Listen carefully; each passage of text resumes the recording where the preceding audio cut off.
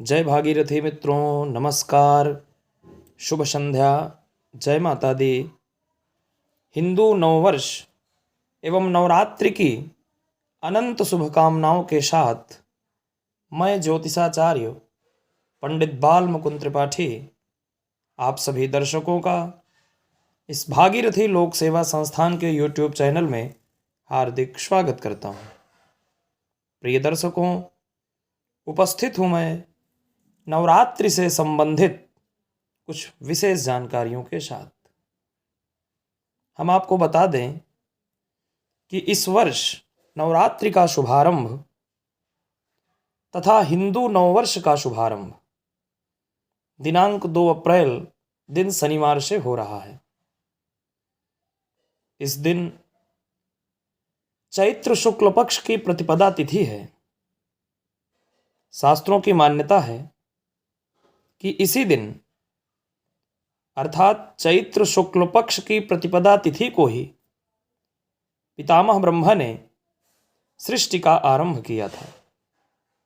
यही कारण है चैत्र शुक्ल पक्ष प्रतिपदा को ही हम सभी नववर्ष के रूप में मानते हैं। मान्यता है कि जो भी भक्त नवरात्रि में मां के 9 स्वरूपों की पूजा करता है, उपासना करता है, वह सारे बंधनों से शीघ्रातिशीघ्र मुक्त हो जाता है। जो भक्त अनुकूल समय में शास्त्रोचित विधान पूर्वक कलश स्थापन करता है, उसके घर की समस्त विपदादायक तरंगें समाप्त हो जाती हैं। घर में सकारात्मकता आती है, सुख शांति आती है, समृद्धि बनी रहती है। कलश को सुख समृद्धि एवं ऐश्वर्य प्रदायक माना जाता है, मंगलकारी माना जाता है। अतः नवरात्रि के पर्व का शुभारंभ, व्रत का आरंभ कलश स्थापन से ही किया जाता है। इस वर्ष कलश स्थापन का शुभ मुहूर्त 2 अप्रैल को प्रातःकाल 5:52 से प्रारंभ होकर 8:31 तक है। इसके अतिरिक्त अभिजित मुहूर्त मध्याह्न काल में 11:35 से प्रारंभ होकर 12:25 तक है। अतः जो भी भक्त प्रातःकाल किसी कारणवश कलश स्थापन न कर सके, वो मध्याह्न काल अभिजित मुहूर्त में कलश स्थापन कर सकते हैं। नवरात्रि में मां के 9 शक्तियों की पूजा अलग अलग दिन की जाती है। प्रथम दिन मां के शैलपुत्री स्वरूप की उपासना करनी चाहिए। इस दिन मां को भोग के रूप में गाय का शुद्ध घी या फिर सफेद मिठाई अर्पित करनी चाहिए। ऐसा करने से आरोग्यता का आशीर्वाद मिलता है तथा शरीर निरोगी रहता है। दूसरे दिन मां के ब्रह्मचारिणी स्वरूप की पूजा करनी चाहिए। भोग के रूप में शक्कर अर्पित करना चाहिए। इससे आयु की वृद्धि होती है। तृतीय दिवस में चंद्रघंटा स्वरूप की पूजा करनी चाहिए तथा भोग के रूप में मां को दूध या फिर दूध से बनी कोई भी मिठाई अथवा खीर भोग के रूप में अर्पित करना चाहिए। इससे दुखों से मुक्ति मिलती है तथा परम आनंद की प्राप्ति होती है। नवरात्रि के चतुर्थ दिवस में मां के कूष्मांडा स्वरूप की पूजा करनी चाहिए।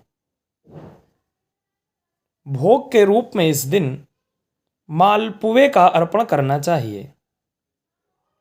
इससे बुद्धि का विकास होता है तथा निर्णय लेने की शक्ति का विकास होता है। 5वें दिन मां के स्कंद माता स्वरूप की पूजा करनी चाहिए। इस दिन नैवेद्य के रूप में केले का फल अर्पित करना चाहिए। ऐसा करने से शरीर स्वस्थ रहता है। छठे दिन माँ के कात्यायनी स्वरूप की पूजा करनी चाहिए। भोग के रूप में माँ को शहद अर्पित करना चाहिए। इससे आकर्षण शक्ति का विकास होता है। सातवें दिन कालरात्रि स्वरूप की पूजा करनी चाहिए। इस दिन भोग के रूप में माता जी को गुड़ का नैवेद्य अर्पित करना चाहिए।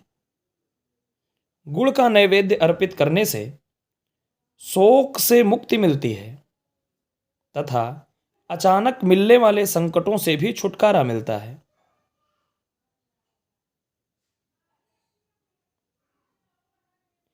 मां के महागौरी स्वरूप की पूजा नवरात्रि के 8वें दिन करनी चाहिए। 8वें दिन भोग के रूप में मां को नारियल का फल अर्पित करना चाहिए। ऐसा करने से संतान संबंधी परेशानियां दूर होती हैं। 9वें दिन मां के सिद्धिदात्री स्वरूप की पूजा करनी चाहिए। इस दिन भोग के रूप में तिल से बनी हुई कोई भी मिठाई अर्पित करना चाहिए। ऐसा करने से मृत्यु भय से राहत मिलती है। साथ ही साथ प्रत्येक अनहोनियों से छुटकारा भी मिलता है। मां को प्रसन्न करने के लिए इस प्रकार 9 दिवसों में मां के प्रत्येक स्वरूप की पूजा अवश्य करनी चाहिए तथा बताया गया नैवेद्य 9 दिवस पर्यंत समय समय पर अर्पित करना चाहिए। इस वीडियो में इतना ही। मिलते हैं नए वीडियो में नई जानकारी के साथ। धन्यवाद।